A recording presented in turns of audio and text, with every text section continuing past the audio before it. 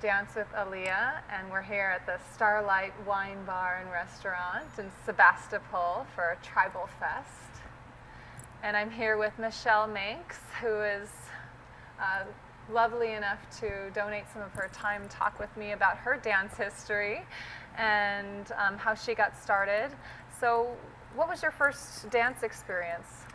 My first dance experience was whenever I was a child. I took ballet courses, tap, tumbling, and my mother took ballet classes in the 70s, and I was just so intrigued by it. I remember she used to vacuum the house, and she would have her cassette tape player on, playing Middle Eastern music, and she had her coin belt, and I still have the coin belt, and so I always wanted to take belly dance, and I didn't start classes until my early 30s, though. Okay. So it was a while until I started taking classes.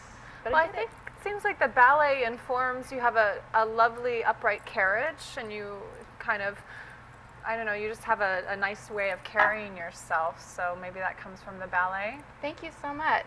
And I just started taking ballet classes once again about 6 months ago. Oh, okay, fun. Yes, that's been great.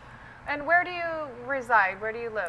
I live in Austin, Texas. We live in a little town called Menchaca, right on the edge of the town. We live living in the country. Yeah. When did you get started with burlesque style dancing? Well, whenever...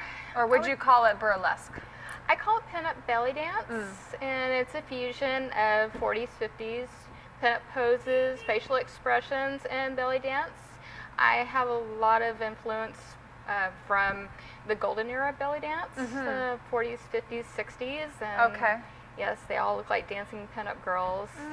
So I watch a lot of that and get a lot of inspiration from their facial expressions. Right. But I started the stylization kind of as an accident. I did tribal fusion belly dance. And I danced at the tattoo convention in Austin, Texas, Star Texas Tattoo Convention.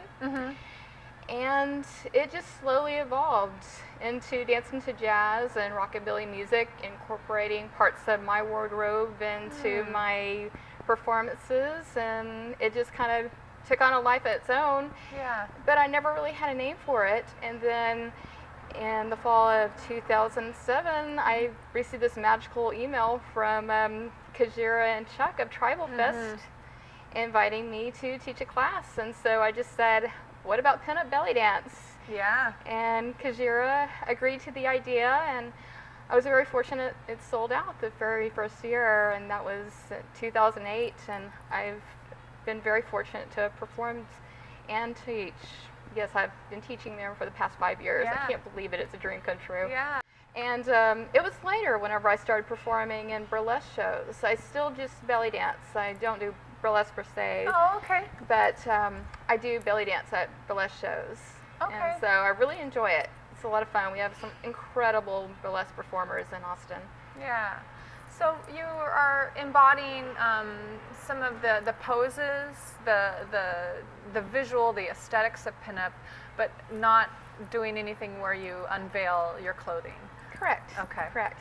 And so when you incorporate that even with your belly dance, when you do the belly dance at the burlesque show, do you also do pinup poses? Yes. Okay. Yes. Yeah. Did you learn other instruments or any other music theory?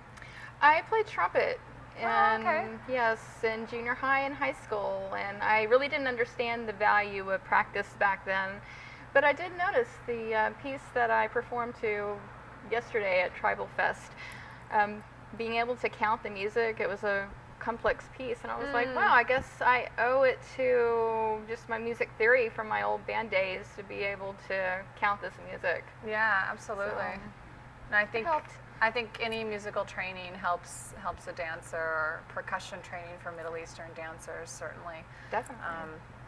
But yeah, thank you so much for talking with me, and I look forward to continued conversations. Thank you. It was a pleasure. Yeah, thank you, Michelle. Thank you.